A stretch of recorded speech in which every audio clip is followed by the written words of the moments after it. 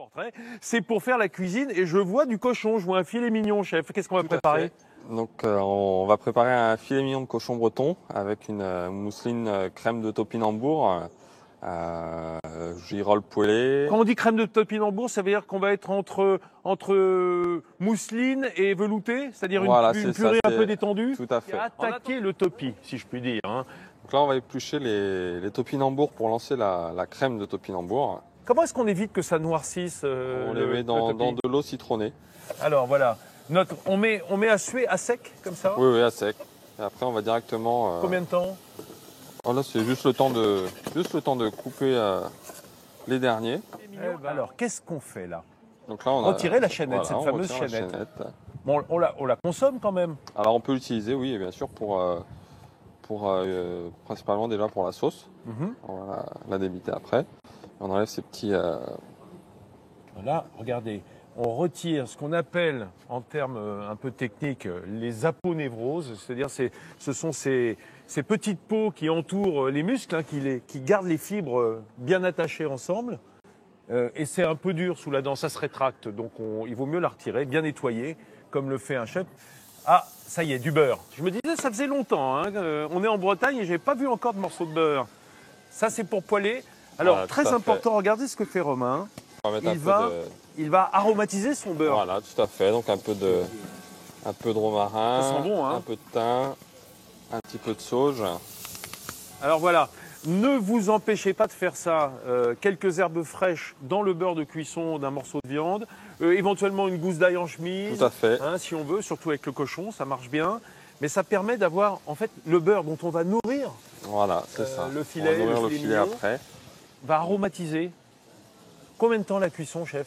Là, on va le faire 2-3 minutes de chaque côté pour bien le saisir. Après, on terminera au four à 120-130 degrés pendant 12 minutes à peu près. J'ai vu passer une abeille pendant que tu montrais ces belles images et je crois qu'elle était attirée par ceci. Ceci, Yann, c'est du miel de sarrasin.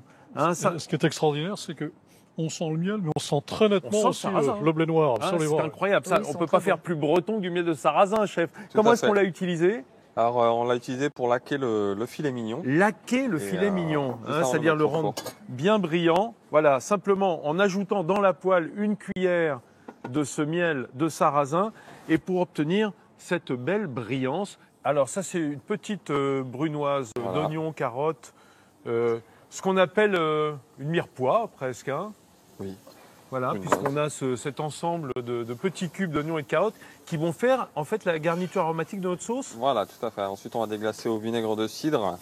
Là aussi, on est en Bretagne. Hein. Si on a du miel de sarrasin et du cidre, on ne peut pas se tromper. Surtout ici, à la frontière de la Normandie et de la Bretagne, le cidre, c'est important. Hein. Donc, on va réduire quelques minutes. Et qu'est-ce qu'il y a dans du cidre. Du cidre aussi, voilà. Des fois qu'on manquerait un petit peu de cidre. Ça va faire la base de notre sauce. J'ai vu qu'il y avait quelques girolles. Quelques girolles. Ça va venir agrémenter notre recette. Voilà, donc là, on va les faire revenir dans cette poêle juste ici. Moi, je mets toujours huile et beurre parce que l'huile, ça monte plus fort en chaleur que le beurre. Et ça évite du coup que ça brûle. Voilà, que ça va protéger un petit peu le beurre de la brûlure. Hein, chef? Tout à fait. Hein, sur du porc de qualité. Et puis il a fait une belle petite poêlée de girolles. Ça donne envie. Hein. Alors là, on a réalisé la sauce.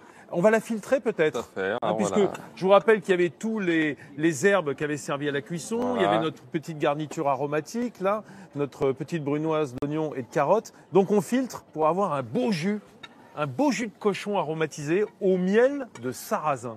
Et c'est la particularité. Alors évidemment, si chez vous, si vous êtes en Provence, mettez du miel de lavande. Si vous êtes en forêt, mettez du miel de bruyère. Du miel de sarrasin, je ne suis pas sûr qu'on en trouve ailleurs qu'en Bretagne. Donc là, on va rajouter quelques chips de sarrasin.